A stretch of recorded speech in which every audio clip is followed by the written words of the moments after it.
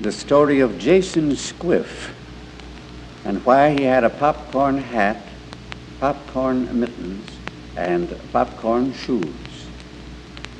Jason Squiff was a cistern cleaner. He had greenish, yellowish hair. If you looked down into a cistern when he was lifting buckets of slush and mud, you could tell where he was. You could pick him out down in the dark cistern by the lights of his greenish, yellowish hair.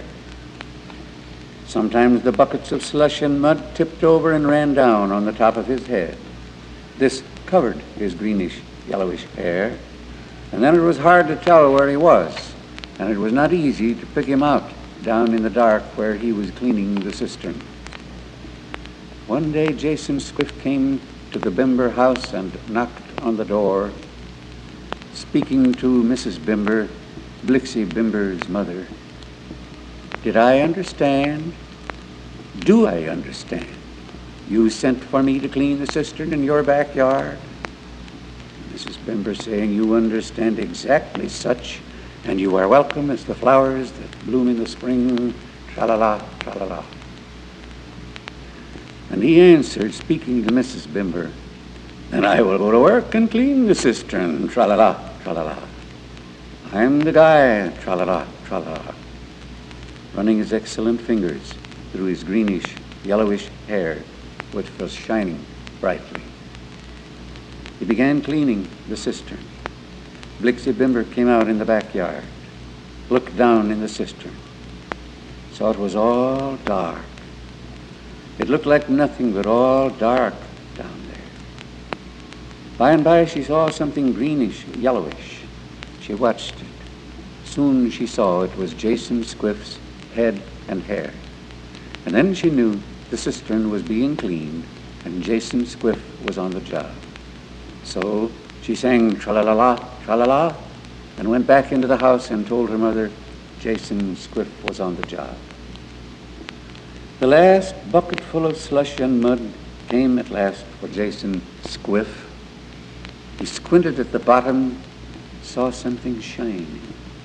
He reached his fingers down through the slush and mud and took out what was shining.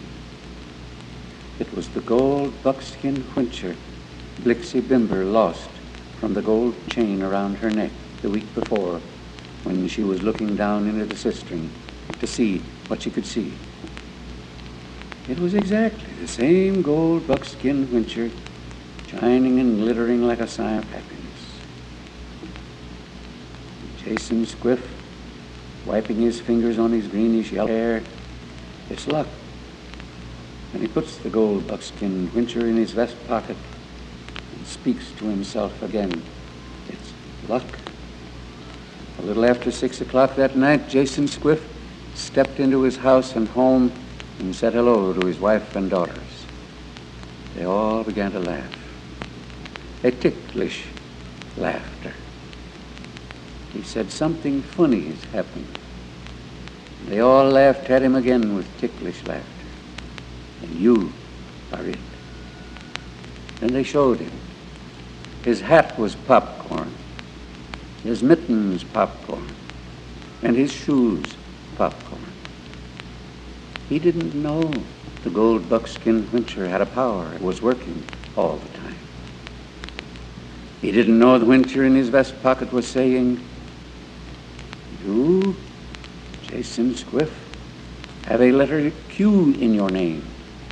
And because you have the pleasure and happiness of having a Q in your name, you must have a popcorn hat, popcorn mittens, and popcorn shoes.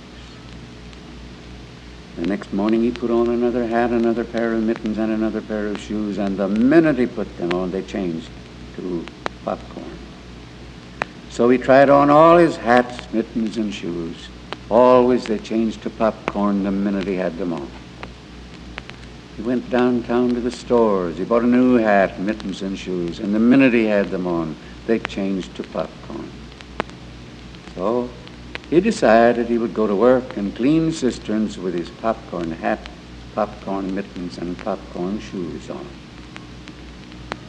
The people of the village of Cream Puffs enjoyed watching him walk up the street going to clean cisterns. People 5 and 6 blocks away could see him coming and going with his popcorn hat, popcorn mittens, and popcorn shoes. When he was down in the cistern, the children enjoyed looking down in the cistern to see him work. When none of the slush and mud fell on his hat and mittens, he was easy to find. The light of shining popcorn lit up the whole inside of the cistern. Sometimes, of course, the white popcorn got full of black slush and black mud, and then when Jason Squiff came up and walked home, he was not quite so dazzling to look at.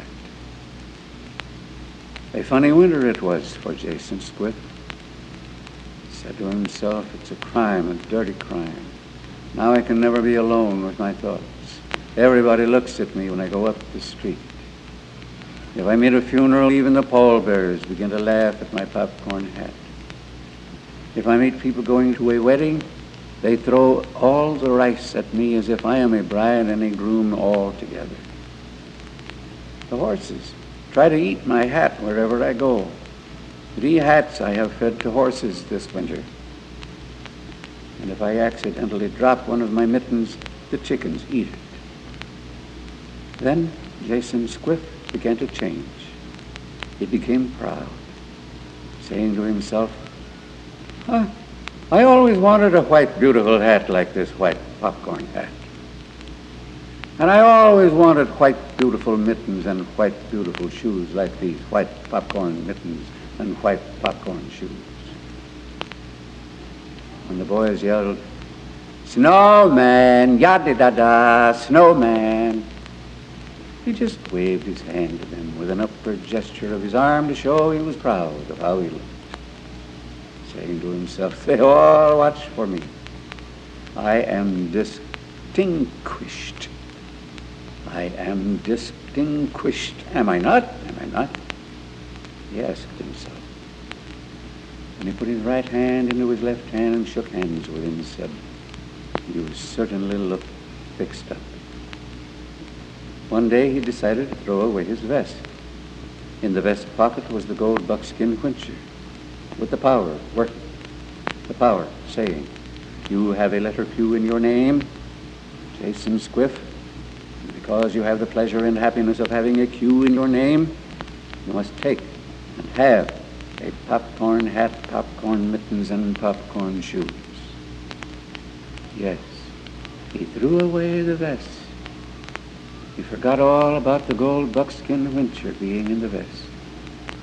He just handed the vest to a rag man, and the rag man put the vest with the gold buckskin whincher in a bag on his back and walked away. After that, Jason Squiff was like other people. His hats would never change to popcorn, nor his mittens to popcorn, nor his shoes to popcorn.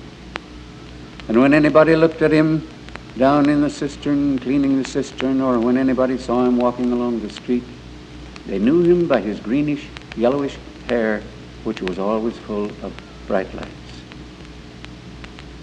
And so, if you have a Q in your name, you'll be careful if you ever come across a gold buckskin whincher. Remember, different whinchers have different powers.